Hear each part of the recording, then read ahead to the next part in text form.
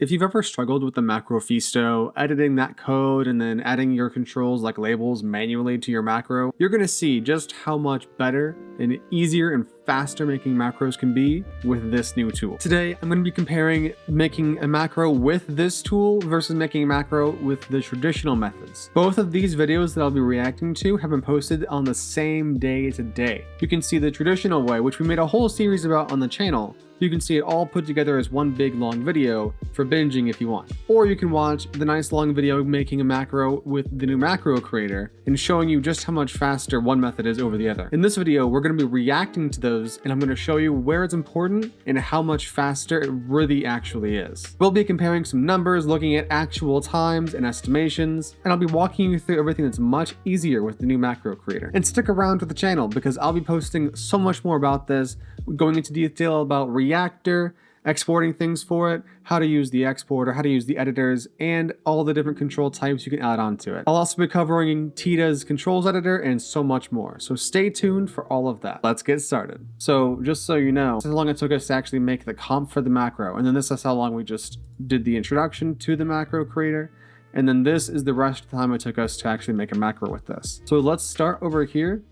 And I'm going to be showing off starting off right as we add on the controls node into the comp and seeing how much faster one is over the other. I do want to point out here as we're watching this, I did only add 2 effects to the macro creator macro because I was running out of time in real life. But if you had all of the extra stuff, like I didn't animate things entirely and I didn't add all the effects that we did on the other one, I'll be showing you guys a comparison with estimations in my head of how long it would take if you were to do all those things, but it would still not take very long in the macro creator exporting. In the macro creator exporting sequence, when we actually go to make the buttons, we don't add the code into there. That's just because it would be the exact same code that we used in our other video. So go watch the first video about making a macro the traditional way to get that code for those buttons. But it would literally be the exact same and really wouldn't have much of a point to do that. So we can see we are done talking about the controls node and how that all works with the macro creator, which you can watch that to get a little bit more of an explanation for that.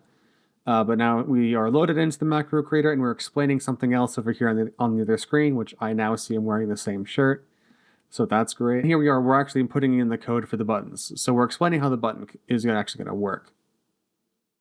Something that we're going to notice is we just used a controls editor on the left side over there. We don't actually ever use that built-in controls editor at all when we're using the new macro creator.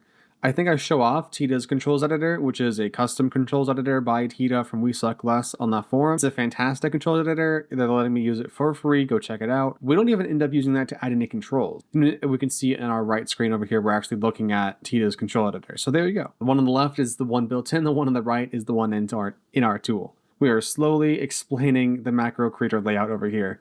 I wanted to show this off just so that you can really see we're not even doing anything productive on the right screen and we're still going to finish way faster. So now we're actually talking about the layout. So now we're about to be making our macro on the right side over here. Okay, so now we're finally adding the code to the buttons on the left side and we're finally getting into making our macro on the right side. Okay, so we can see because of the macro we just looked at had the image at the very top, I'm showing off how fast it is adding an image right here.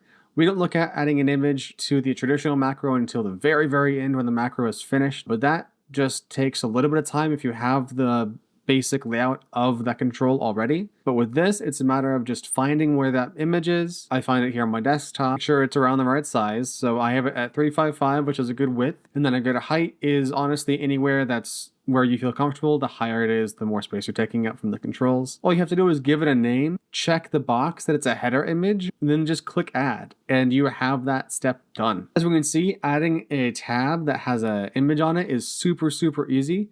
I show that off also in the traditional method as well. However, doing that takes a lot longer because you don't know what the images actually look like either. Removing the settings tab was super easy. You don't have to paste in any code or anything. You don't have to do any repetitive tasks. You just have that checked, and then for that comp, anytime you open that comp, you no longer have a settings tab. And then of course, you don't have to worry about like trying to guess whatever colors to add for your labels. Really helpful for the user and just, I don't know, makes you look a lot more professional. You can easily make it a nest, you can make it invisible, you can change how much you're hiding and showing. Super easy stuff with making a label. As we can see on the left side, we're actually making a label as well. And we can see there's a lot more options over there, so it's a lot more confusing, and this is just way more straightforward. So we can see over on the left side over there, now we're adding on the transform label, which is what we just added on the right side, but now we're adding the HTML styling, which is a bit of a hassle because you have to add in the correct HTML styling and figure out what kind of color you want, and it's just a little bit more of a hassle to do it. Here on the right side, we just did a search, we went straight down to the controls we want, and now we're able to add in all the controls beautifully labeled so we can see what each of them do and what each of them are. Really nice and easy for us to use. You can see on the left side we have all of our labels made, and that's really nice. But when we go to actually export this macro with the Macrofesto, we're going to learn none of those labels, because they're nests, actually transfer as a control we can actually put on the macro. So even though we made all those controls and they're in the order that we want them to appear, we can't add them with the default way of exporting a macro. We have to open this up again in a text editor, just like how we're doing right now on the left side. And we have to add in all the labels again as instance control. And we might see that as we're going here near the end. Now on the right side, we're seeing how to add in more than one label into a label. So normally with a label, if you add in controls into it, if that control that's being added is another label, it disables the use of changing settings on the label, because that new label that you added, if you tried to change anything in it and tried to add controls into it, for some reason, it would confuse Resolve and cause a crash that just was getting really annoying, and you'd lose all your progress. So I made it just so that it just disables it, so that you have to set up your labels before you put them inside of another label. And then that just makes it so much easier on you later on. And as we get along here, we're going to see that the counting is also interesting, how to add them in there after the fact to this master label. Right here, you can see us adding a button. We can see we can put in code right there in that big spot. But we also looked at the controls with the code editor earlier, so that's how you can edit the code as well. So on the left side over there, we can see the original idea of what the layout was going to be, which we are kind of remaking what that looks like over here on the right side, just with a little bit more pizzazz. Okay, so now we're actually watching me on the left side select the nodes in the order that we wanted the controls to appear in, which is a quirk of using the default macro editor in DaVinci Resolve. So this is a huge long process that always takes a long time with bigger macros like this. I'm having to manually choose each of these nodes until I get the ones that I have that I want the controls for, and then I can just select everything else. With the new macro creator, we just group selected everything, selected the active node that we wanted all the controls to go on, made that node red, right? And then we just opened up the macro creator and bam, we can get making a macro super fast. Right here on the right side, we're actually seeing us group select a bunch of controls and quickly add them to our macro. Just by using a couple of buttons on our keyboard, we can quickly add a bunch of things right there. Okay, the next few things that we're going to see are pretty much the exact same thing. So we can go ahead and stop watching this, but we can see we are just about to open up and make the macro on the left side. We are about to finish with the first page on the right side, like controls, labels, and everything, including the image at the top and all of the tabs and everything already done. So we can imagine we can finish this macro in maybe the next 10 minutes, but obviously I take time to explain things, so it probably is longer, to be honest. Let's check out over here. This is how long it takes us to make the comp. So they actually make the subscribe button. Took us about 2 hours, like 2.5 hours roughly, to make the macro after that. And this is the raw video time. This isn't even like planning preparation or anything. This goes for both of the videos anyway. For making the macro itself, it took us 2 hours and 6 minutes. And I have this spot right here. This is where we actually start making the macro. This is when we are adding our alpha divide node for our controls node. So it took us about 2 hours to make the macro with the traditional way, going into the code editor, changing things in there, adding stuff to the controls node ourselves, adding all the code to the buttons and everything. So clearly this is taking us quite a while. We can say that this maybe can be taken off 20 minutes because of various explainings and fixings of things, but realistically probably would be around 2 hours because, this isn't a huge complicated macro and there was quite a bit we were still doing to it. So clearly it took a long time to make macros. And now for the other way, with the new macro creator, we can see the comp and build time was only about an hour and 20 minutes. But remember, we didn't do everything we did in this comp. We were missing one of our effects. We were missing some of the animations with our like button.